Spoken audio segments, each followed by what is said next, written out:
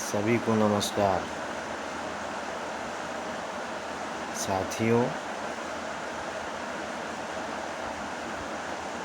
Uttar Pradesh ads society कर्मचारी संघ, जो कि एक ट्रेड यूनियन है, उसमें मैं आप सभी लोगों का स्वागत करता हूँ।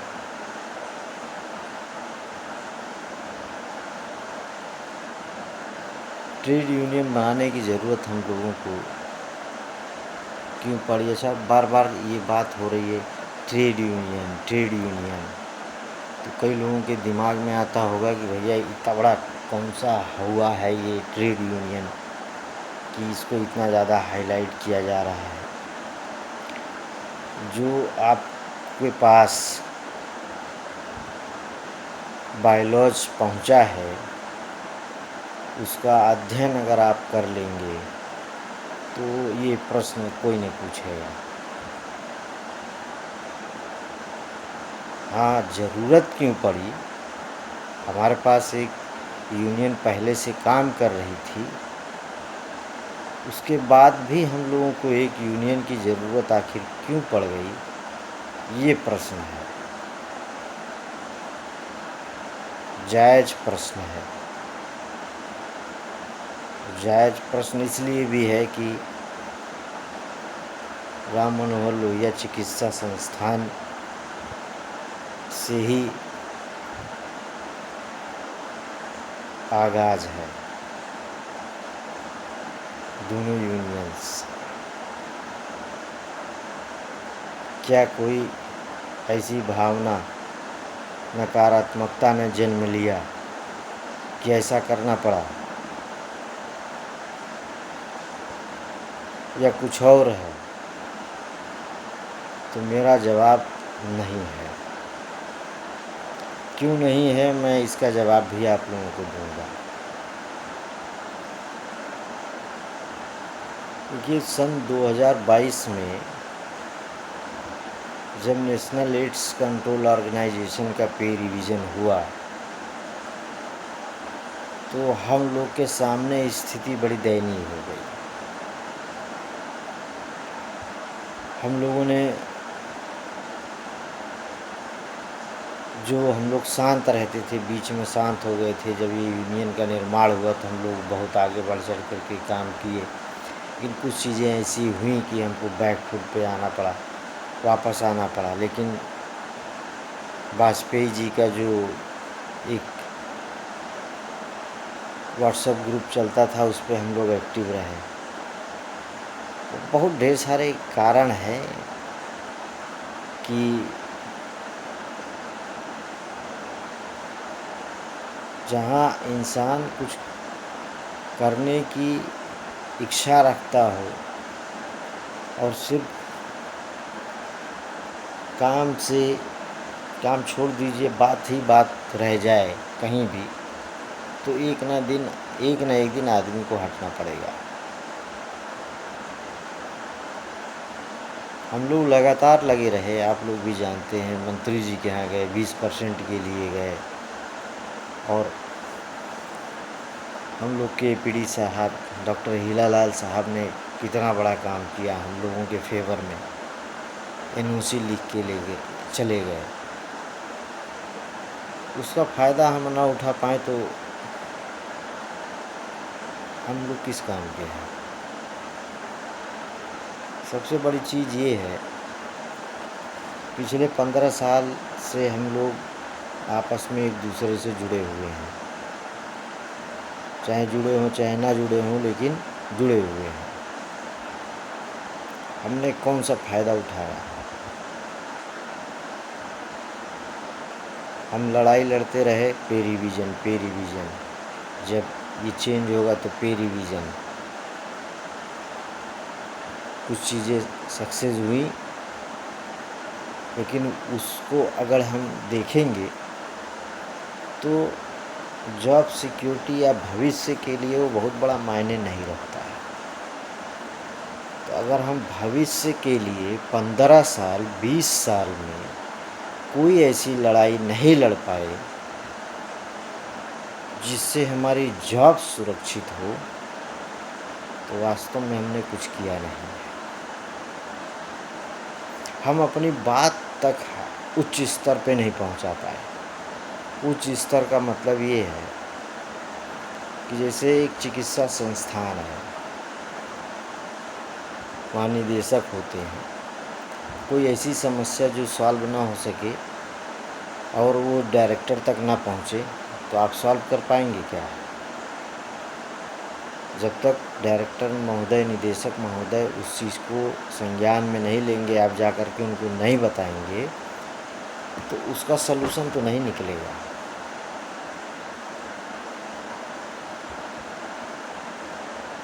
हमारे मुख्यमंत्री जी को पता ही नहीं। पेपर मीडिया अलग चीज़ होती है। क्या हम लोगों ने कभी कोशिश किया कि एक प्रतिनिधिमंडल हमारे स्वास्थ्य मंत्री जी के पास बैठ कर के बात करे? हम अपना पक्ष कभी रखे? सिर्फ ये कह देना कि सर देख लीजिए, सर करवा दीजिए, हम इसमें किसी का दोष नहीं देंगे। लेकिन क्या हम सब ने मिल कर के ये कोशिश किया कि एक प्रतिनिधिमंडल 2, 4, 10 लोगों का मंत्री जी से कभी जा कर के ये आग्रह किया होता कि हमसे बात तो करिए कि हम क्यों मांग रहे हैं? चिट्ठी पत्री जो हम लोग लिखते हैं, हकीकत जानिए कि ज़िंदगी में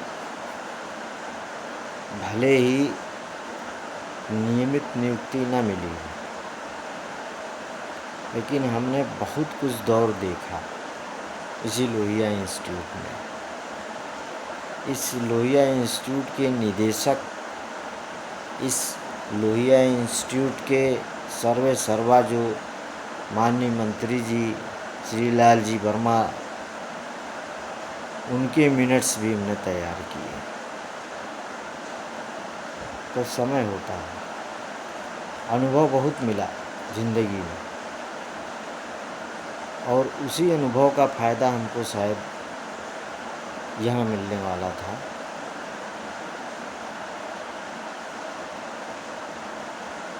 कि हम अपने साथियों के लिए, अपने भाइयों के लिए या अपने लिए खड़े हों तो सबके लिए खड़े हो जाएं।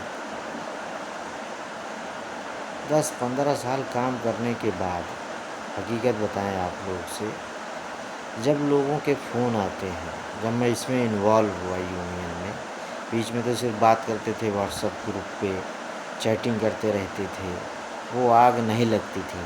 लेकिन दिल से जब इसमें शामिल हुए और समस्याओं को बहुत करीब से समझा है, देखा है, लोगों को परेशान होते हुए, कुछ तो जेन्युइनली इतने ज़्यादा परेशान हो गए कि उनके पास ऑप्शन नहीं है, वो जाएँ कहाँ? नौकरी मिल गई, 10 साल कर लिए, उम्र बीत गई, अब वो जाएंगे कहाँ?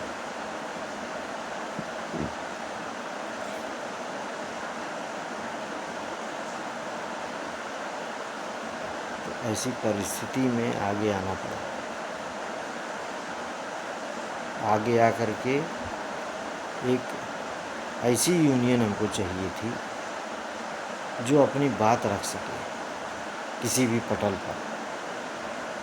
और जो भारत के बड़े बड़े महासंघ हैं 5, उनमें से एक से या 2 से, जिससे भी हम संबद्ध हो पाएँ, उनसे संबद्ध होकर के अपनी लड़ाई को बहुत मजबूती से लड़ना पड़ेगा। क्योंकि अगर हम जॉब सिक्योरिटी नहीं ले पाए 20-25 साल की नौकरी में, तो यकीन मानिए हमारी पढ़ाई लिखाई, हम लोगों की सब कुछ व्यर्थ है। पैसे का लाभ अलग चीज़ है, लेकिन हम अपनी जॉब ना सुरक्षित रख पाएँ इतने बड़े कार्यक्रम में। इतने बड़े कार्यक्रम को कंट्रोल करने के बाद हम लोग अगर अपनी जॉब को सुरक्षित नहीं रख पा रहे हैं, अपनी बातों को हाई लेवल पे नहीं पहुंचा पा रहे हैं, तो क्या पढ़ाई की है, क्या काउंसलिंग हम करते हैं?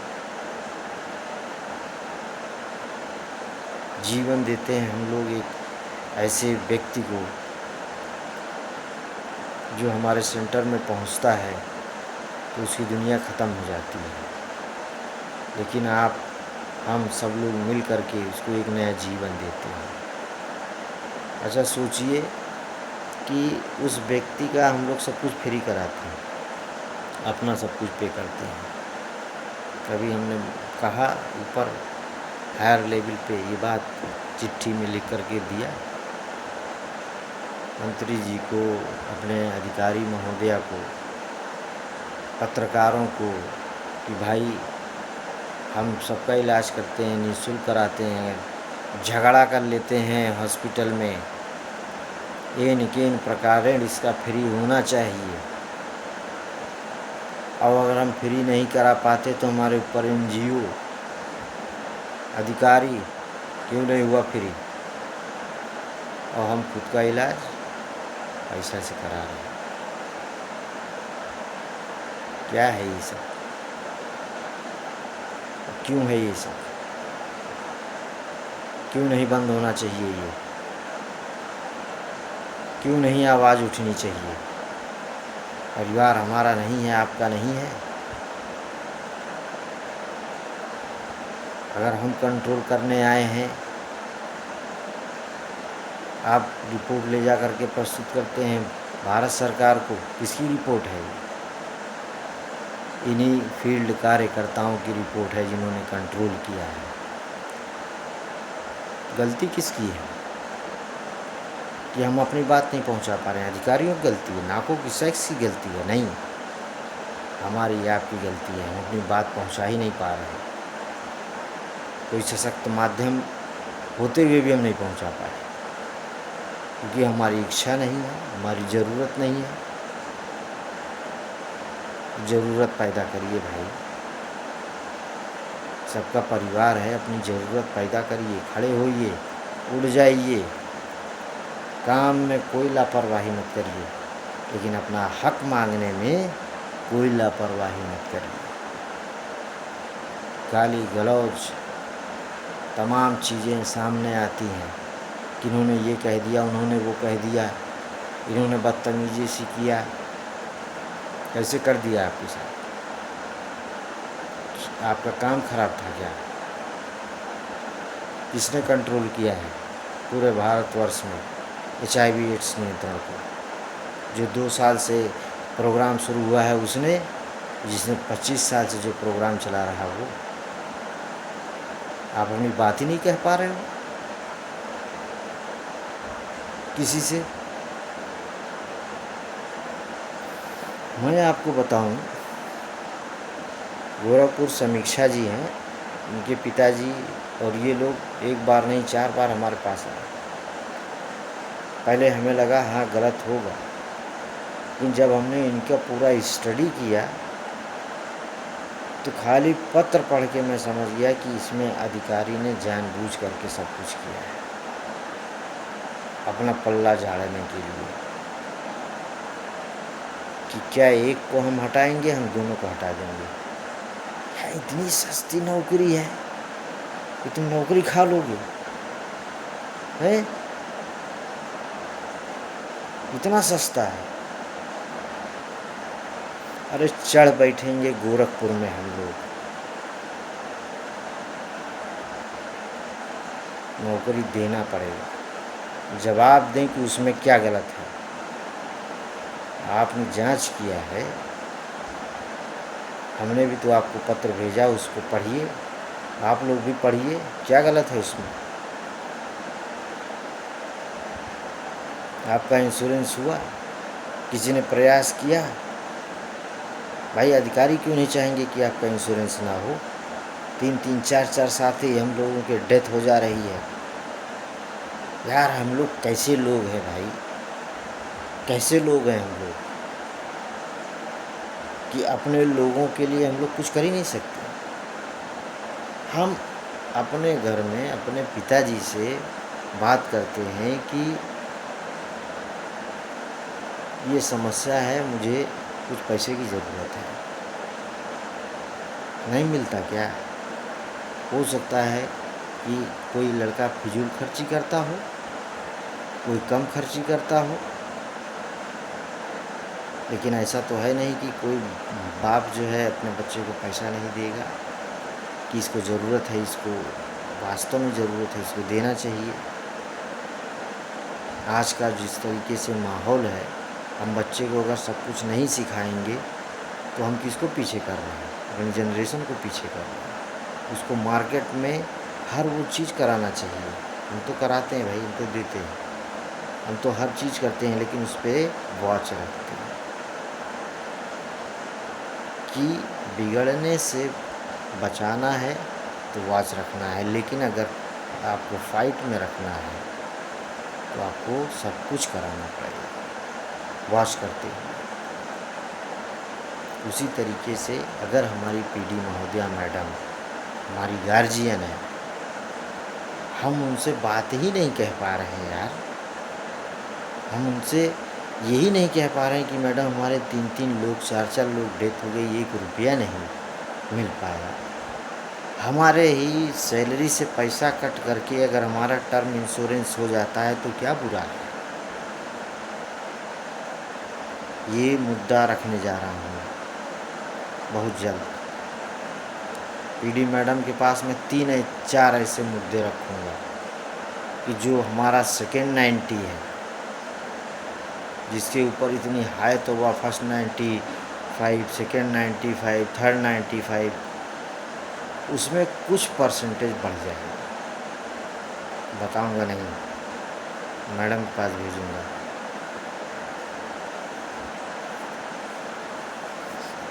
हम लोग PLHIV के लिए काम करते हैं। हम लोग के पास PLHIV आते हैं, बहुत ढेर सारे गरीब लोग भी आते हैं। हमने यूनियन बना लिया, हमने चलाया, हमने सब कुछ किया। एक गरीब आदमी, जैसे हमारे यहाँ सेंटर में हम आपको बताएं कि मैडम है या हमारे स्टाफ नर्स हैं, हमारी वाइफ है काउंसलर, ये लोग किसी को 100 रुपये दे दिए, किसी को 200, वो आते हैं वो वापस कर देते हैं। तो ऐसा ही केस हमारे यहाँ ही, आपके यहाँ ही नहीं होगा, पूरे उत्तर प्रदेश में। आईडीयूज़ सोचिए, आना ही नहीं चाहता है, आना ही नहीं चाहता है। बहुत बड़ी संख्या है इसकी। अगर इसके ऊपर काम किया जाएगा तो बहुत कुछ हासिल होगा। पूरा फुल प्लानिंग है, शेयर करूँगा मैं सैक्स के साथ में। देखते हैं कि सक्सेस कहाँ तक हम लोग होते हैं, लेकिन एक ही तरफ नहीं चलना है हम लोग को हर तरफ चलना है भाई। हम उस फील्ड में काम कर रहे हैं, हमारे पास अनुभव है, हमको जानकारी है, हम नहीं बताएंगे क्या? क्यों नहीं बताएंगे भाई, बिल्कुल बताएंगे। और अगर अच्छी चीज़ हुई और एडॉप्ट हो गया और सक्सेस हो गई तो किसका फ़ायदा है? अरे हम कर्मचारियों का फ़ायदा है भाई। आप अचीव नहीं कर, हम लोग अचीव नहीं कर पाओ, वो अचीव हो जाएगा, उत्तर प्रदेश का फ़ायदा है भाई। कौन अधिकारी नहीं चाहेंगे कि ऐसी चीज़ें हों? हैं यार, ये सब बात कहने में हम लोग को क्यों संकोच होता है? खाली इतने नहीं है, सैलरी है, सैलरी पूरे उत्तर प्रदेश में 1700 एम्प्लॉई हैं। 5 तारीख को सबको चाहिए सैलरी अटेंडेंस। हमने अभी 2-3 महीने हम लोगों ने ट्राई किया कि ART की सैलरी बिल्कुल ऑन टाइम निकल जाए। बहुत प्रयास करने के बाद भी लोग अटेंडेंस नहीं भेजे फ़ोन करके। इसलिए हमने क्या किया, हम लोगों ने, हमारी जो टीम है, हम लोगों ने 20 लोगों की एक टीम बनाई।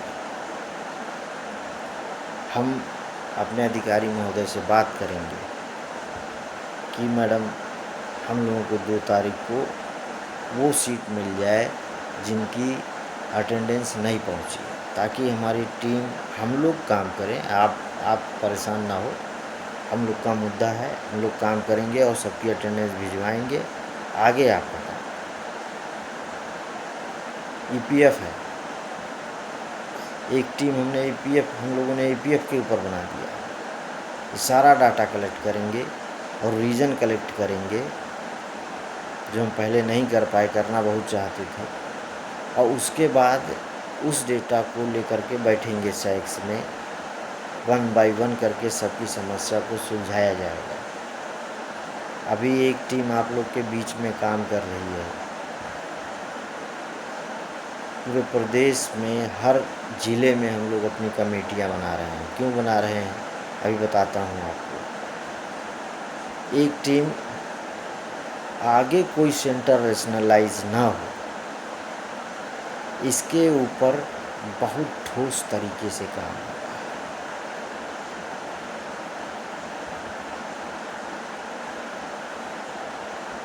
कोई भी अधिकारी अपने बच्चे को पूरी तरह से समाप्त नहीं करना चाहता।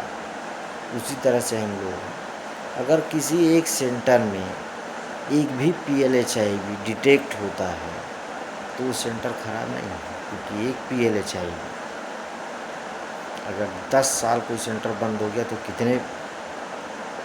कितना संक्रमण फैलेगा, ये कोई नहीं चाहेगा।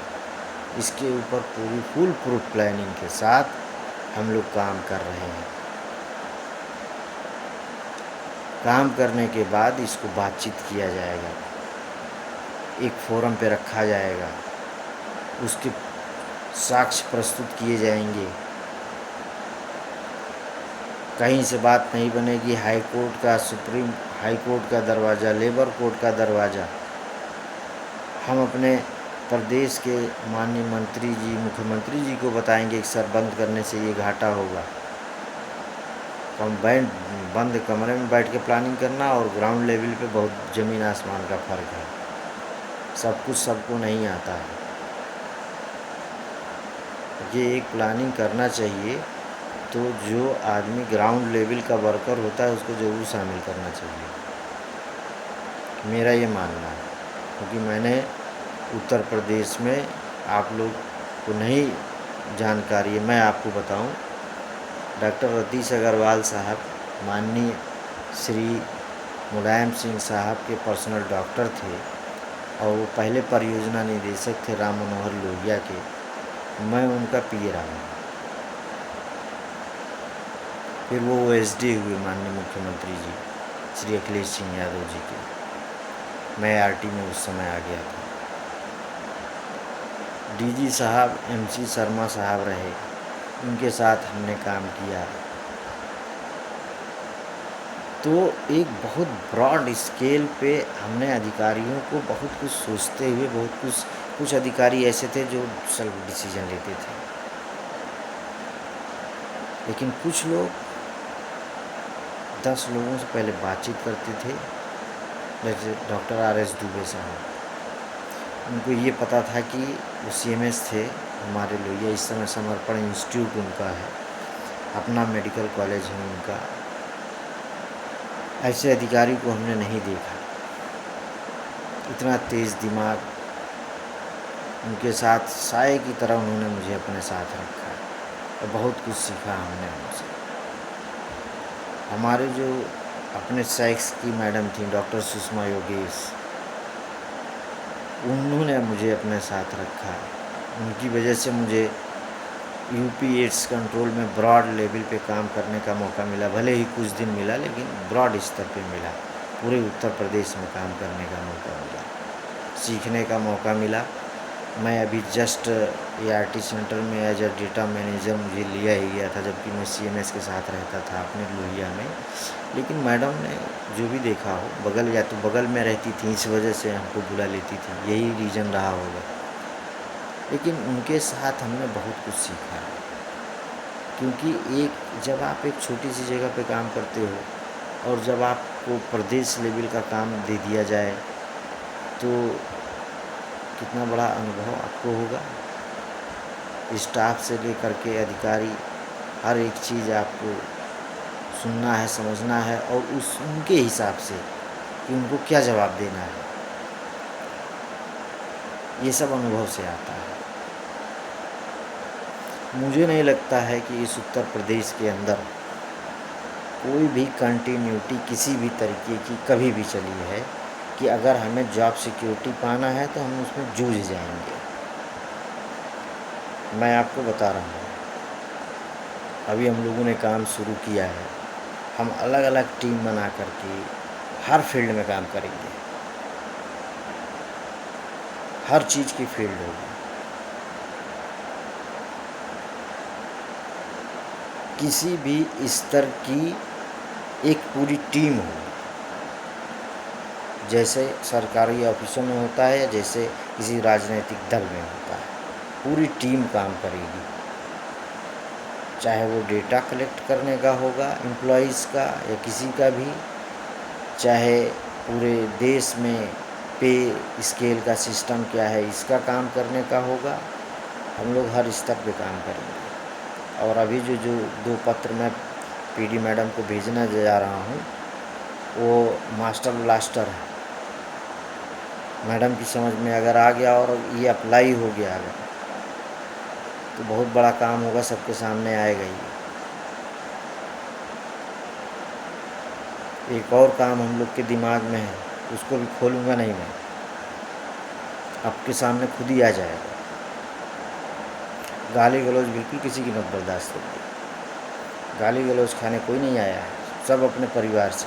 काम में कमी है, आप काम को सुधरवाइए। किसी के घर का काम नहीं है, सब भारत सरकार का काम कर रहे हैं। हम लोग किसी बनिया की नौकरी नहीं कर रहे हैं कि वो अपने घर से पैसा दे रहा है। हाँ, काम में कमी है, लिखित शिकायत आपकी हो सकती है, तो काम सुधारिए, काम सही करिए। गाली गलौज बिल्कुल 1% मत बर्दाश्त करिए, ज़रूरत भी नहीं है। अब तो बिल्कुल मत बर्दाश्त करिएगा, लेकिन प्रूफ होना चाहिए आपके पास। हवा में कोई बात नहीं होगी। जो जो हो सकता है वो सब होगा। हम उत्तर प्रदेश को नंबर 1 लाने के लिए प्रतिबद्ध हैं। किस फील्ड में? HIV एड्स की फील्ड में। इसमें काम चल रहा है। फर्स्ट 95 हो, सेकंड 95 हो, हाथ से हाथ मिलाइए आप लोग। जो भी लोग काम चोरी कर रहे हैं वो सुधर जाएं, काम करें भाई। हम लोग काम करने आए हैं। देखिए, अगर आप कोई जॉब सिक्योरिटी ऐसे नहीं देगा, कोई 20% आपको ऐसे नहीं देगा। कुछ तथ्य होने चाहिए बात करने के लिए। वो तथ्य इकट्ठा हो रहे हैं, लेकिन कहीं से कोई कमी ना निकले, तो इसके लिए भी आप लोग तैयार रहो भाई। जहाँ जैसे आप लोग चाहेंगे वैसे हम लोग काम करेंगे। पूरी टीम है हमारी, कोई अकेला कोई अध्यक्ष नहीं। मैं आप लोग को बताऊँ, पूरे उत्तर प्रदेश में 150 लोगों ने मिल करके इस ट्रेड यूनियन का निर्माण किया। 150 लोग। हम लोग को अंदाज़ा नहीं था कि 150 लोग मिल करके ट्रेड यूनियन का रजिस्ट्रेशन करा लेंगे, और 100% प्योरिटी के साथ। सबसे बड़ी ताज्जुब की बात ये है, हमने देखा है लोग रजिस्ट्रेशन करा लेते हैं, फर्जी फार्म भर देते हैं, ये कर देते हैं। एक एक फार्म डिस्ट्रिक्ट से आए हैं, एक एक फॉर्म जो खुद लोगों ने भरा है, किसी दूसरे ने नहीं। आप पूछ सकते हैं, फ़ोन लगाइए, आप पूछ लीजिए आपने भरा था। अगर उन्होंने भरा होगा तो खुद बता देंगे हमने भरा था, हमने पैसा भी दिया है इसका।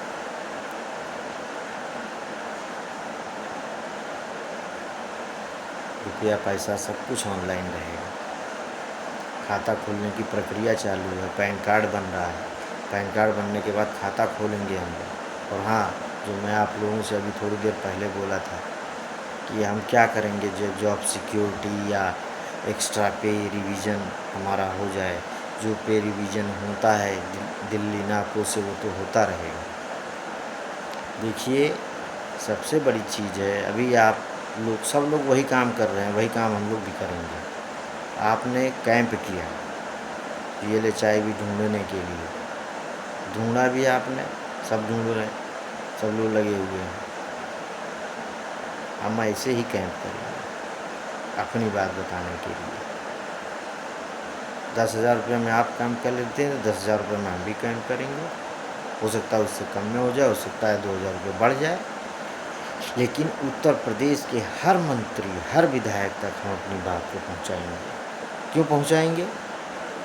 क्योंकि जब प्रश्न उठे संसद में, कोई हम गरीबों की, हम लोगों की बात सुनने वाला किसी के दिमाग में क्लिक कर जाए कि इनकी बातों को हमको संसद सदन में रखना है, तो एक लाइन से उत्तर प्रदेश के हर विधायक, हर सांसद के दिमाग में एड्स कंट्रोल की बातें हों,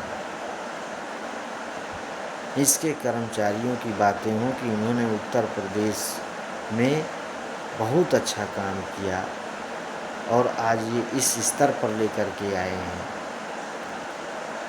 कि लोग खुद जा कर के अपना ट्रीटमेंट कराते हैं। ये हमने आपने किया है। डेटा जिसको कलेक्ट करना वो कलेक्ट करेंगे, किया किसने है बड़ी बात है। हमने आपने 20 साल अपने जीवन के इस फील्ड में गुजारे हैं। उन परिवारों को देखा है जिनके पास खाने की रोटी नहीं थी, उनको भी देखा है जो छुप छुपा के अपने सेंटर्स पे आते थे। हर प्रकार के लोगों को हमने संभाला, बड़े से छोटा, छोटे से बड़ा। एक गर्भवती माँ के बच्चे को हमने संभाला है। हमने संभाला है उस बच्चे को जो पेट में था, उसको बचाया है। और हम अपनी बात नहीं कह पाएंगे? नहीं, बात भी करेंगे, हर तरीके से बात करेंगे और अपने भविष्य के लिए जो बन पड़ेगा हम लोग करेंगे। मेरे भाइयों, आइए, हम लोग कोई राजनीतिक दल नहीं है और न मैं इस टाइप का कोई भाषण दे रहा हूँ कि हम लोग भारत का निर्माण करेंगे। इसका हमारा भविष्य है यार। 20 साल हो गए हम लोग को, 15 साल, 20 साल किसी को, और हम लोग कुछ तो सिक्योर करें। हमारे जो साथी ख़त्म हो जाते हैं, इतना मतलब दर्द होता है। अभी मजुमदार सर रिटायर हुए, महावीर जी, 1 रुपया नहीं हम लोग दे पाए। मैंने कोशिश किया था इकट्ठा करने की, किस बहुत 2, 4, 10 लोगों ने सपोर्ट किया, किसी ने सपोर्ट नहीं किया। हम अपने लिए भी नहीं खड़े होते हैं। अपनी बात तो रखना बहुत दूर की बात है। खड़े होइए भाई, छोड़िए वो सब जो हो गया। आइए सब लोग मिला जाए। आपके पास ट्रेड यूनियन है, ऑल इंडिया कांग्रेस, एटक जिसको बोलते हैं, वो आपके साथ खड़ी है। और आप लोग को सुन के ताज्जुब होगा कि एटक भारत की सबसे पहली संस्था है जिसने ट्रेड यूनियन का निर्माण किया। 1926 का जो एक्ट है वो इसी एटक की वजह से, यहीं से कांग्रेस का निर्माण हुआ। राजनीतिक दल उसके बाद बने, क्योंकि मजदूर जब इकट्ठा हुआ तो नेतृत्व शुरू हुआ, और नेतृत्व जब शुरू हुआ तब नेता बनने लगे लोग, अलग अलग पार्टियां बनने लगी। लेकिन शुरू यहीं से हुआ, बाद में ढेर सारे बने। पहला जो है आपके पूरे भारतवर्ष का, जिसके साथ हम लोग जुड़े हैं, उनके साथ उत्तर प्रदेश की 200 ट्रेड यूनियन जुड़ी हुई हैं। आप अकेले नहीं हैं, आपकी बात वो रखेंगे, हर जगह रखेंगे, हर समय उपस्थित रहेंगे। लड़ना नहीं है हमें, हम लोग कोई बॉर्डर पे लड़ाई करने नहीं जा रहे हैं। गाली नहीं बर्दाश्त करेंगे। काम करें, काम में कमी है, काम सुधारा जाएगा। जिसका नहीं सुधरेगा उसका क्या हश्र होता है, आप लोग देखे हैं। सुधर जाना चाहिए सबको। गाली गलौज बिल्कुल भी नहीं, न इधर से न उधर से। और कोशिश सिर्फ एक कि हम लोगों को जॉब सिक्योरिटी की लड़ाई लड़नी है, और ज़मीनी स्तर पे छोटे छोटे कस्बों से लेकर बड़े बड़े शहरों तक ये शुरू होने जा रहा है। इसमें सिर्फ ये हम कर सकते हैं भाई। इसमें कोई भी अधिकारी, कोई भी विभाग क्यों नाराज़ होगा आपसे? आप सोचो, आप अपने लिए हक के लिए लड़ रहे हैं, हम अपने हक के लिए लड़ रहे हैं, कोई क्यों नाराज़ हो जाएगा? यार बहुत ही कॉमन सेंस की बात है। उनको अपने घर से नहीं देना है, और सोचिए आप सिक्योर हो जाएंगे तो वो भी तो सिक्योर हो रहे हैं, तो क्यों नाराज़, क्यों नहीं बात कर रहे हो यार? मंत्री जी से क्यों नहीं कह रहे हो कि सर बैठ करके हमसे 5 मिनट बात कर लीजिए? आप इकट्ठा करिए अपने साथ 4 नेता बड़े बड़े, कहीं से इकट्ठा करिए, एक बार नहीं 10 बार ट्राई करिए, कौन नहीं बात करेगा। नहीं बात करेगा तो कोर्ट है, कोर्ट चला जाएगा। इधर एक बार बात करवा दीजिए। मजाक कर रहे हैं लेकिन करना पड़ेगा हम लोग को। सोए मत रहिए, जाग जाइए। चलिए चलते हैं, हम लोग कदम बढ़ाते हैं और कुछ ना कुछ होगा। नमस्कार, फिर मिलेंगे।